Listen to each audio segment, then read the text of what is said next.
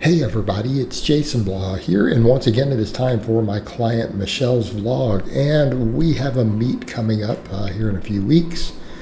So again, what people may notice for Michelle, we don't do really a lot different for meet prep because she does max effort work year round. And if the meet's not that big of a deal, it's a regional meet. She's in a new weight class. We just come in, we work on her normal lifts, her normal conjugate. We just keep focusing on body composition, and we just roll with it. She's pretty much down a weight class as of now. She pretty much could skip breakfast, step on the scale, and make weight with no other changes for a whole weight class down.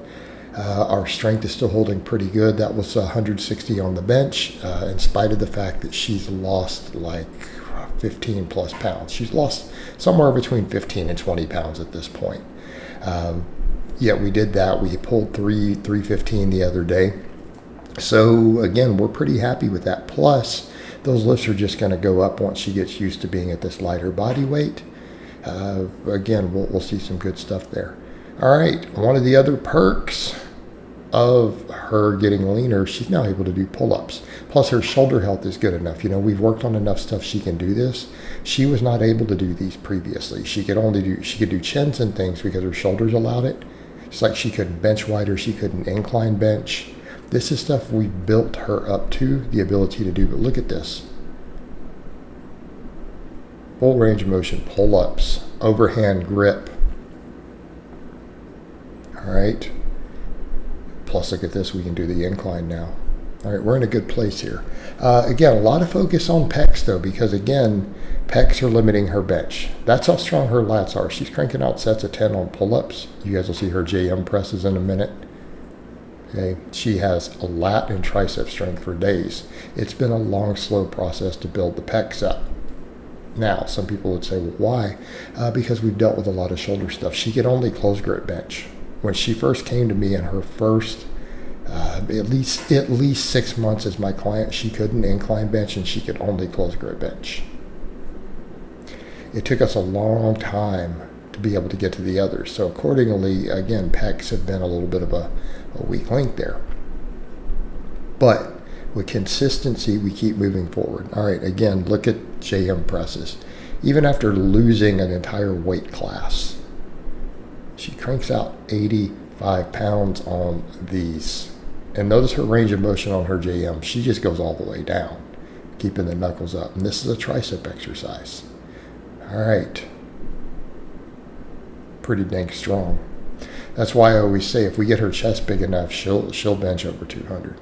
I feel like she has the tricep strength to bench 200 plus right now. It has for a long time. All right, then of course we do some rows. But you know, we do train everything. We train all this stuff, even though it's like she got tricep and back. You know, all those are ahead of her chest in terms of strength. We still train them. All right, we don't want them to become weak links. All right, we finally got her to where she's squatting nice and deep because I had to tell her a lot of these regional meets, they've let her get away with some high squatting. They're not at bigger meets. We've got to get depth, but her new stance works. That was 255, I believe. Well, that's the heaviest she's ever done to that sort of depth. So again, we build it back up from there. And I've had to remind her of that. You know, don't get too confident with those, 280 squats and stuff we've done because they might get passed at a regional meet, but you go to a national or international event, you got to watch. We've got to stay on top of that. But the fact that we're not getting that depth while being down a weight class, I'm happy with it. I'm happy with that. And again, she's looking great. Her modeling's going great. So what do we do for other accessory work on this day? We do the hip thrust machine. She likes to use that machine, so I let her use it. Otherwise, I would just have her do it with a barbell. But she's been getting stronger with it. It gets results. She likes it, so we run with it. I don't have a problem with a lot of my lifters doing machine work to get higher volumes in. Even though I'm doing all free weights myself at the moment, that's me. I don't always push that on all my lifters, not necessary. Again, extra quad development here. We do these split squats. She's getting good depth on these now. Again, happy with that. But because she's squatting deeper and squatting narrower, her quads have to be a focus. So keep in mind that's a different squat style than she was doing also, so that we can get that depth. So we've got to bring those quads up. If we want that 300 squat, she going to need the quads. All right, here she's doing her glute ham raises afterwards. A big fan of these for a lot of my lifters. I think this is a really difficult to beat for hamstring development. All right, very difficult to beat. I probably should start doing mine again, right? Start doing them again myself. So at least we have access to this for her, and then she does some band pull-throughs because, again, there is good carryover on those for her particular weak link on the deadlift. All right, here, of course, she's training her abs. I let her do what she wants with her abs. I don't program it. So just do abs. Do whatever you want. Keep in mind she is a trainer herself. So, again, I don't have complete control of everything. I give her a little bit of freedom with some stuff. I give her some wiggle room on things that she does get to pick and choose. All right, so it's 90% what coach gives her, and then 10% I give her some discretion. And I think that's a good balance for a higher level athlete like this who is a trainer and stuff themselves, right? Give them a little bit of freedom to pick and choose some of their own stuff a little bit. As long as they're recovering, as long as they're making gains, I'm happy. And I think that's good advice for a lot of coaches with some of this. Some coaches like to rule stuff kind of with an iron fist. And for a time, I was kind of like that. And I realized, you know what? I got to give some of these clients, if they know what they're doing, you got to give them a little bit of freedom. Now, if they have no idea what they're doing, you need to be like, no, you do what I tell you.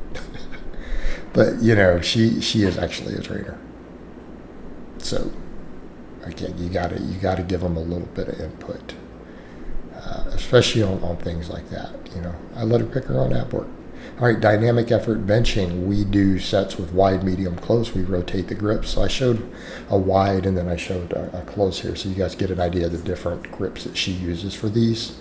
Of course, I threw in her pull-ups again, just because, again, this is kind of a new development for her, and I want her to get to show off a little bit, right? But yeah, look at that range of motion. A lot of the haters, I've seen people come in and hate on her vlog. Some of the guys, oh, you guys do that then. All right. For squatting, because we've gone over to this style of squat, I don't have her box squat anymore. We do her speed squats with this style. Right, nice narrow stance. I want them deep. We build quads a little bit, but she still runs like 8 doubles with short breaks. Speed pulls, we continue as normal. We do conventional only for her. I don't have her ever do sumo. It's problematic with some bone spurs on her knee. We don't do it. And then we finish up with extra leg work and all the other stuff we do on the max effort day. And we just keep working body composition, keep working it. Because again, she's down a weight class. She wants to be pound for pound strong. She's modeling. So again, we focus on these things, right? It's good all the way around for all of her goals. All right, guys, but that's really all I have to say on that today. I hope it's been informative, and I'll talk to you guys next time.